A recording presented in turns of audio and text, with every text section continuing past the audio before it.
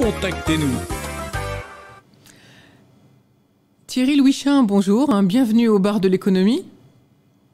Vous êtes chargé de partenariat institutionnel à la Française des Jeux, donc j'ai la chance d'avoir à côté la société française avec laquelle on peut jouer, la FDJ comme on dit maintenant. Oui. Depuis votre introduction en bourse, en fait, on a raccourci, c'est peut-être dû à ça d'ailleurs, je ne sais pas, mais en tout cas maintenant on dit plutôt FDJ.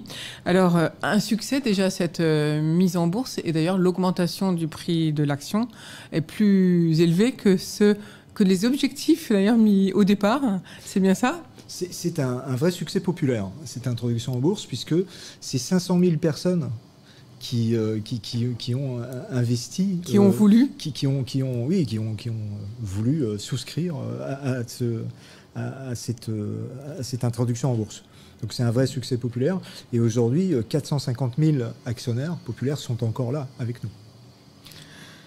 Alors, il y a une phase cachée, disons, de la Française des Jeux de FDJ qu'on ne connaît pas. C'est votre partie, justement, parce que vous dites, Thierry Louichin, que la Française des Jeux a un rôle sociétal. Et depuis quand est-ce qu'elle a décidé d'avoir un rôle sociétal, la FDJ? Depuis toujours. Il faut savoir qu'on est issu de la loterie nationale. La loterie nationale, elle a été créée pour venir en aide aux blessés de la face. Ce qu'on appelait les gueules cassées, voilà. Les fameuses gueules cassées. Donc, oui. Les gueules cassées, qui est une association qui est d'ailleurs toujours active et qui est au capital de la Française des Jeux. Donc c'est notre ADN, ce rôle sociétal. Il a toujours existé. Et donc on est très très actif, très versé sur un certain nombre de sujets comme effectivement le sport, le handisport, la lutte contre les inégalités et puis le patrimoine. Alors, on va revenir sur le patrimoine, bien sûr, mais surtout, vous avez aussi une fonction de partenariat auprès de l'ANET, le congrès auquel nous sommes en ce moment, c'est-à-dire l'Association nationale des communes touristiques de France. Qu'est-ce que ça veut dire être partenaire avec une association qui défend le statut de ville classée, ville touristique ?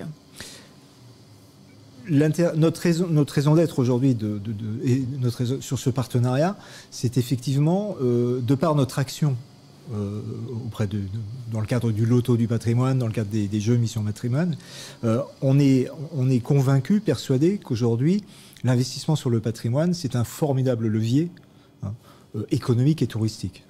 Et c'est ça que l'on vient partager avec l'ANET, et c'est autour de ce sujet que l'on a bâti notre partenariat. Oui, parce qu'on vous connaît FDJ pour les jeux grand public, en fait, oui. Parce que tout un chacun peut aller chez le buraliste, acheter son jeu, dépenser de l'argent pour jouer au loto, par exemple. 23 millions de joueurs en 2020. Donc c'est énorme sur une population de 70 millions d'habitants. C'est presque un Français sur deux en âge de jouer, puisque les jeux sont réservés aux adultes. Bien sûr. Donc le français est très joueur, on peut dire. Avec modération. Avec modération, vous pensez? Voilà. Oui, il s'est fixé ses limites. Alors ce qui fait qu'il faut dire que le succès populaire également de ce qu'a lancé Monsieur Best, Stéphane Bern, ça a beaucoup contribué également à la défense du patrimoine, ce fameux loto du patrimoine. Combien de monuments avez-vous pu défendre? Combien de monuments vont-ils être en restauration grâce à ce loto? Alors depuis 2018, donc nous en sommes à 3 éditions. 530 sites en péril ont été soutenus, aidés, et à date aujourd'hui, c'est plus de la moitié aujourd'hui qui sont restaurés. Plus de la moitié. Combien d'argent avez-vous récolté sur ces 3 années? Alors, sur l'exploitation des Jeux Mission Patrimoine, nous avons récolté plus de 70 millions d'euros. Donc c'est une belle somme. C'est une très belle somme. Ça veut dire que vous redistribuez l'entière de ces sommes, ou il y a une partie qui reste à la FDJ? Les 70 millions, c'est ce qu'on a reversé à la Fondation du patrimoine.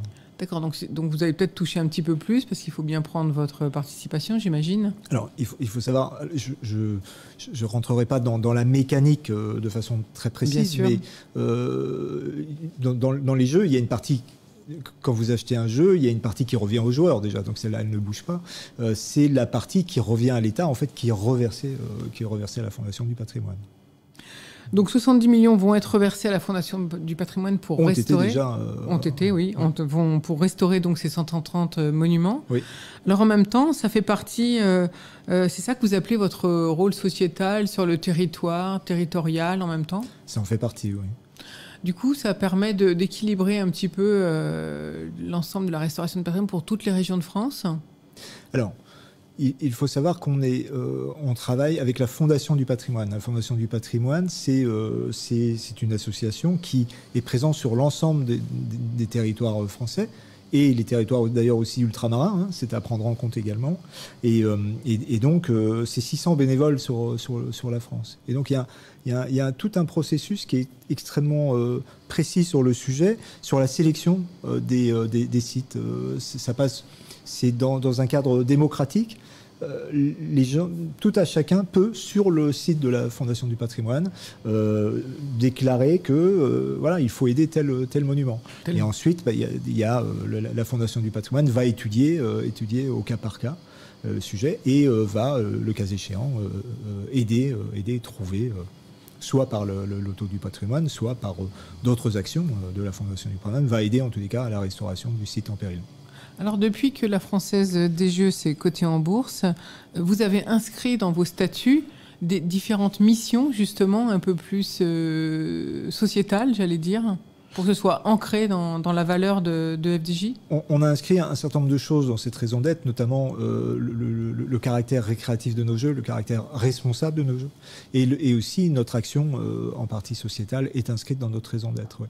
Et notamment aussi le soutien au commerce de proximité, qui fait partie des engagements que l'on prend, puisqu'il faut savoir qu'aujourd'hui, la Française des Jeux travaille avec un réseau de 30 000 commerçants indépendants. À 97%, ce sont effectivement des bars, des tabacs et des presses. Ça veut dire que quand on a entendu il y a quelques mois la colère des buralistes, vous intervenez éventuellement pour venir à leur soutien financier, s'ils estiment, c'est ça? Qu'est-ce que ça veut dire le soutien aux commerçants, à ces buralistes, par exemple? Ce sont des organisations professionnelles qu'on connaît bien. La Confédération des buralistes ou Culture Presse, ce sont des partenaires. On travaille avec eux au quotidien. On a un dialogue très permanent avec eux. Et voilà, c'est là, je n'irai pas plus loin. C'est-à-dire qu'on travaille de concert avec eux. On a un travail partenarial très important. Alors quand vous dites avoir également un soutien dans le sport, dans le patrimoine, on l'a vu, c'est avec la Fondation du patrimoine, ça veut dire quoi dans le sport? Comment vous pouvez agir? Alors, on a, sur le sport, on intervient notamment par les taxes. Il y a une partie des taxes que l'on reverse à l'État qui viennent abonder des fonds en direction d'équipements sportifs. Aujourd'hui, on se voit... Et puis on a la Sport Factory, qui est là une action plus liée à notre fondation, où on aide individuellement des jeunes athlètes du sport classique et du handisport. Et on a actuellement 27 sportifs que l'on suit et que l'on aide. Donc ça, vous intervenez par le biais d'associations également sportives ou directement un sportif peut Alors on aide certaines effectivement fédérations ou associations sportives également. Alors pour la FDJ, c'est important d'être ancré évidemment sur le territoire, d'autant que quand on a 30 000 distributeurs, j'allais dire, et ça veut dire que vous répartissez partout, bien sûr. On est présent sur 11 000 communes. Donc c'est important. Quel est le dialogue? Quel est le partenariat? Quelle aide pouvez-vous apporter aux villes touristiques justement? Comment s'engage ce partenariat? Alors ce partenariat, cette aide, c'est il est très axé autour de ce qu'on disait du patrimoine. Nous, dans notre rôle auprès des élus de la NET, et on vient de réaliser un film un peu témoignage autour de ça, autour de 4 villes, qui sont les villes d'Étel, la ville de Rochefort, la ville d'Agde et la ville de Plombières-les-Bains. On a voulu témoigner aujourd'hui de ce qu'apportent en fait ces actions autour du patrimoine, ce levier économique. Une